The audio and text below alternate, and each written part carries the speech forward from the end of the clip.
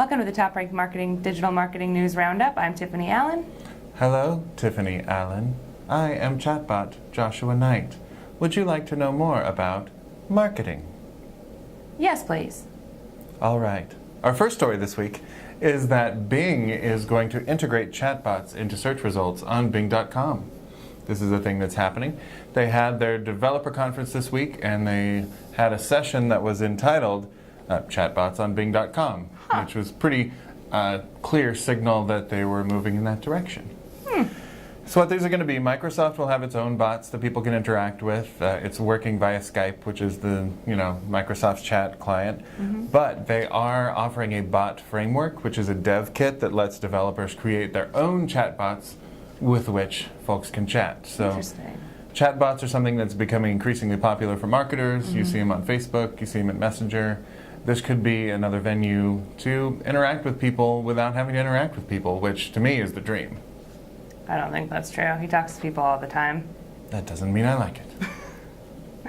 Okay, so in other news, YouTube has released their user stats from Brandcast 2017, and they've showed some pretty interesting things. I know when we talk about Instagram, we talk about other social platforms, we talk a lot about celebrities and who people are watching and viewing, but in the US, watch time of the top 20 celebrity videos has tripled since 2013, which is really impressive and kind of incredible, really, if you think about how much time I personally spent in 2013 watching celebrity videos on YouTube. I didn't know there could be more time.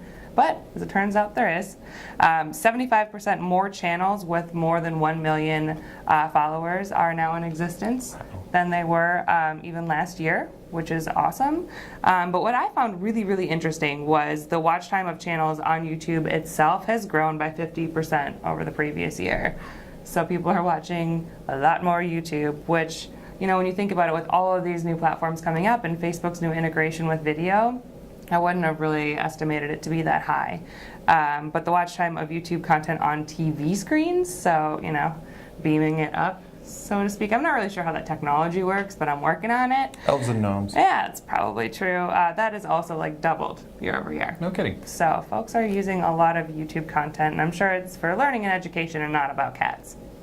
No, or about, YouTubers skateboarding and falling on their faces. It's funny. Which is pretty much what I watch. It's really funny when people Hopefully fall now down. they can come up with a decent YouTube app. It's amazing that it's being watched so much on television because the app it's kind of a multi-step process to cast to your Roku or your Chromecast or one of those things.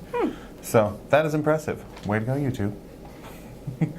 Next up, we're going to talk more about people talking to robots. Go on. Because that's my theme for the week.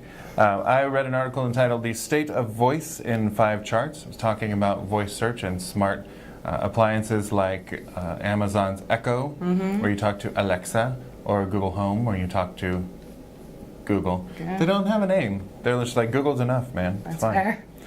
Turns out, so Amazon has 70% of this market locked down right now. Wow. Part of that is because of their Echo Dot, which is $50 instead of like $150 for Google Home. I thought it was interesting that demographically, the people who are using this product the most are the millennials. Oh, yeah. Always using stuff. But they're 23.3% of millennials said that they are using one of these appliances versus 13.4% of the old people like me and 8.6% of the really old people, baby boomers. Which I thought was kind of surprising, though, because it's an easy interface. I would have thought that, like, Grandma, we got you an Echo Dot. If you need to know how to program your VCR, just ask Alexa. And Alexa will be like, what is a VCR? See, now you've upset your grandma. Sorry, Grandma. She watches every week. Thanks, Grandma. But we found the way that people are using these devices, 75% of them are just asking questions, which means plain text, like natural speech searches. 58% are using like explicit search queries, and 57% are asking about the weather, which is all I do with my Echo Dot. I like to look out the window and ask about it. Alexa, what's the weather today? Is it as cold as it looks? Yes, you live in Minnesota. You have made poor life choices. Pretty sassy. Right. What's interesting with this for marketers, though, is that we're starting to look at a new kind of SEO. If a lot of these queries are coming from voice search, that means people are searching with different patterns of speech, which is going to mean different long tail keywords. So you're going to want to be customizing your optimizing your sites for more of a like, Alexa, what's the best hiking boot I can buy in Patagonia? It's like, Patagonia is not a place, it is a brand. Thanks, Alexa. Smart aleck. Interesting. That does make sense, though, when you're optimizing your content to make sure it's not just focused on specific keywords like you would type into Google, but also those long tail kind of natural search patterns, for sure. Add some stuttering in there. Don't add some I stuttering. don't think that makes sense.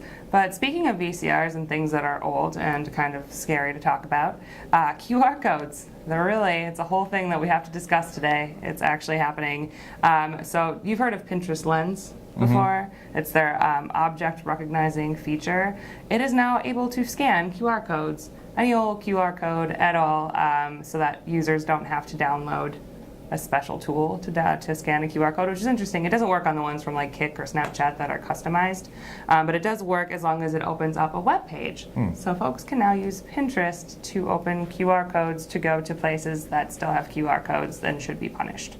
Right. But maybe it'll make a comeback, you know? I also heard that it can read punch cards too. I don't think that's how. That you put in your, it can read the little magnetic tape drives that we used to have on our computers. You gotta stop Can do all reading all those that things. fake news on the internet. I just feel like Scott Stratton woke up this morning depressed and he didn't know why, from unmarketing and QR codes kill kittens. And he checked the email and he's just like, they're back. They're Back again. Coming for us. All right, so cute montage with everyone strapping on weapons to fight the QR code menace. But good on you, Pinterest, for integrating that. On that note, that is all the digital marketing news that we have for you this week, but we'll be back next week with more digital marketing news. But if you need more in the meantime, you can follow TopRank on Twitter at TopRank or subscribe to the TopRank blog, toprankblog.com. And I'm at Nite Writes, that's NITEWRITES, and I'm probably not a chatbot. And we'll be back next week. Thanks for tuning in. Bye.